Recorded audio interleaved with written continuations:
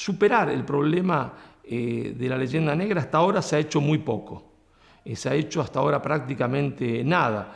¿Por qué? Porque España siempre contestó a la leyenda negra con tomos de argumentaciones sin en realidad aplicar un método, no digo igual, pero parecido al de los otros, es decir, saber explicar popularmente que aquello que se había dicho sobre la conquista era falso.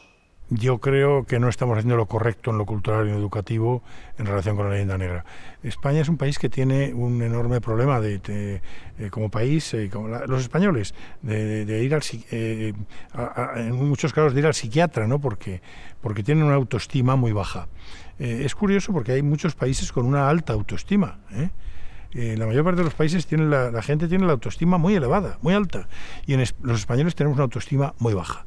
Es un problema de psiquiatra, un problema en algunos aspectos médicos, que dicho de alguna forma un poco coloquial, que tendríamos que intentar resolver.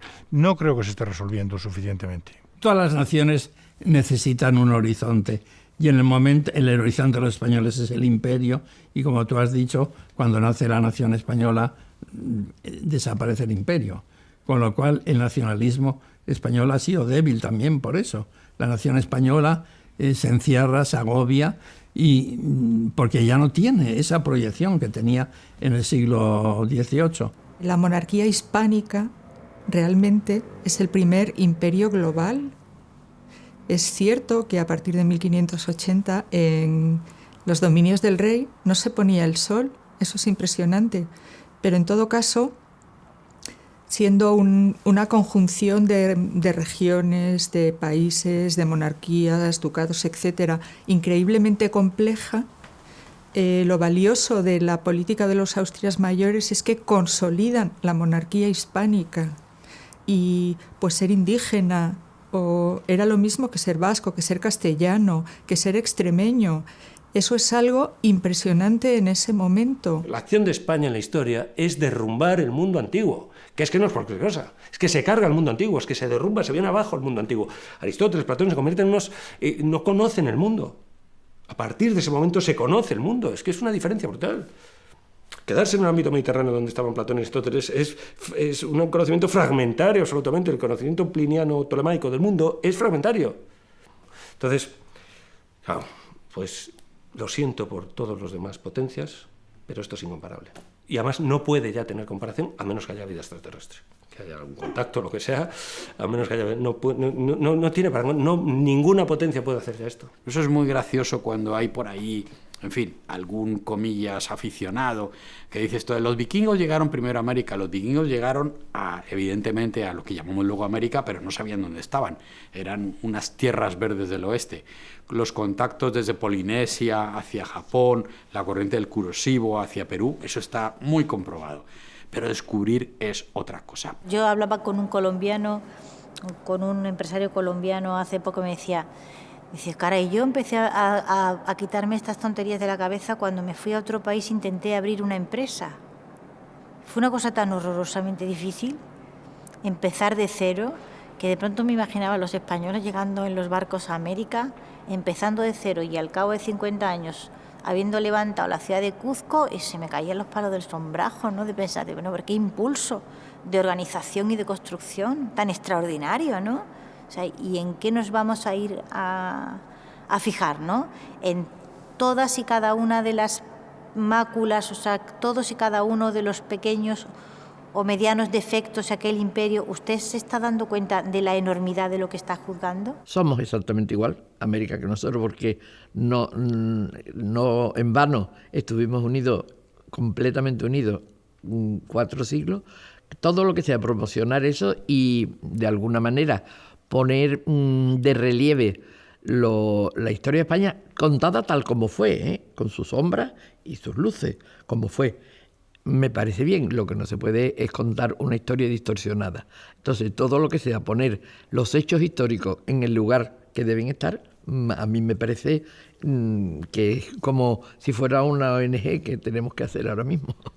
Porque a nadie le interesa nuestra historia. Y sin conocer el pasado no somos nada.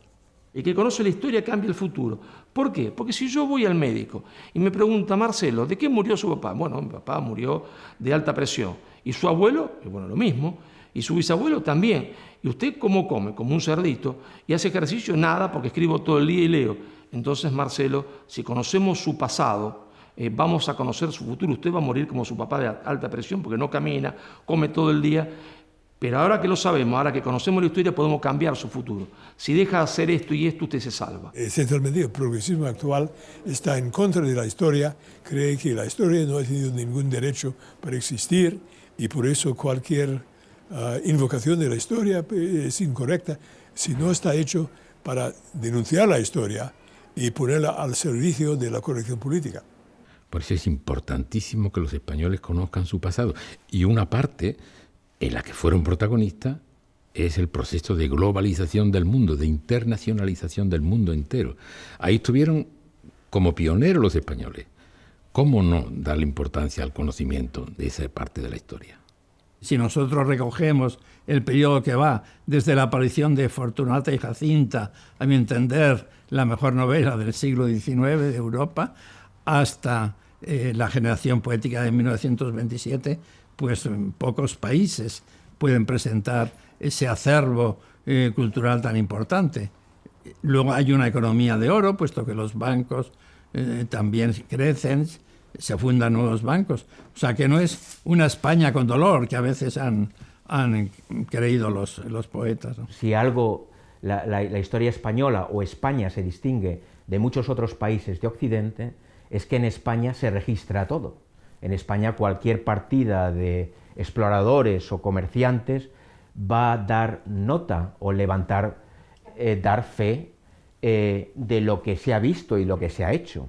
Los archivos están llenos y todavía falta mucho por estudiar y falta mucho por divulgar. ¿Cómo fue posible que el Imperio Español mantuviera más de 20 millones de kilómetros cuadrados integrados en una unidad política con pueblos muy distintos, en paz, bastante en paz? No es que no hubiera de vez en cuando algo, pero no hubo en absoluto situaciones de conflicto generalizado ni nada por el estilo.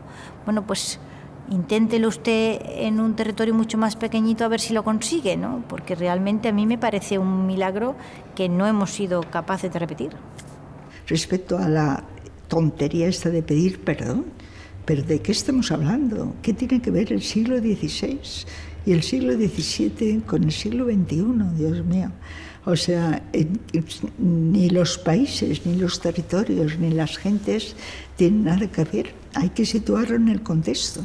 Y el presentismo este es malísimo siempre porque lleva valores de ahora que hemos conquistado, entre otras cosas, gracias a que en algún momento alguien se plantó.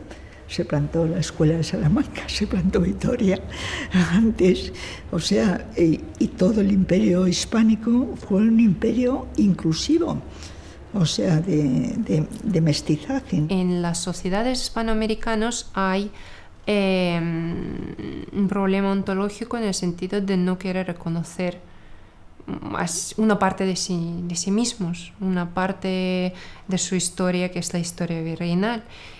Porque quieren pasar directamente por ejemplo, desde los aztecas al siglo XIX o desde los incas después de las independencias al Estado no independiente. Pero creo que a estas alturas ya tanto los hispanoamericanos como en propia España, ¿no? También se podría conocer y divulgar un poco más sobre aquella realidad tan rica, virreinal, sobre la cultura virreinal y no la cultura de Latinoamérica y las colonias. Dicen, la época colonial, de la América colonial.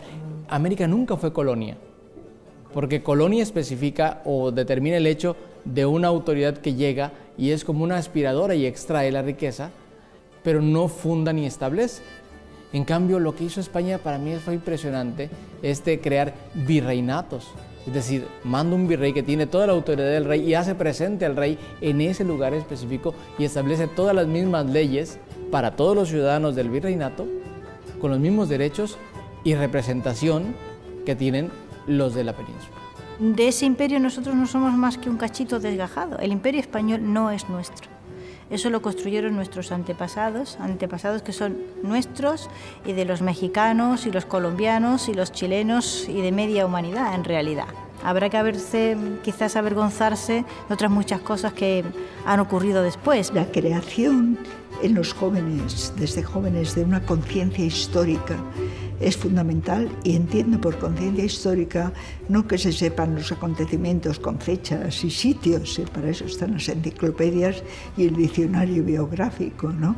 Sino la conciencia de lo que cuesta todo lo que hemos logrado positivo.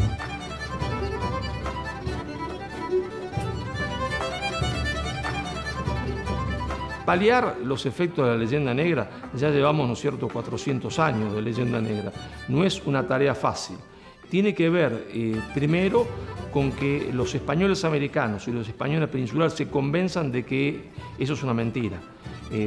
Para convencerse de eso, primero, no solo necesitamos estudios que profundicen, sino libros de divulgación, porque estudios hechos sobre la leyenda negra hubo muchos, pero divulgación sobre la verdadera raíz del problema, sobre lo que significó la llegada de España a América, que dejen de lado esa atrocidad que fue la leyenda negra, ese marketing político británico. Hay muy poco, es decir, ¿qué películas hemos hecho sobre la verdadera conquista española de América?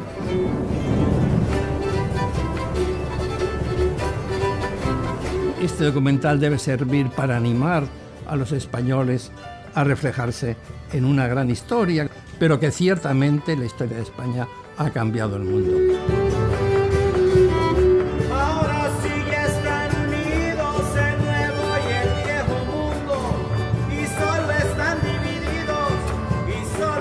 divididos por un viejo mar profundo, por un viejo mar profundo.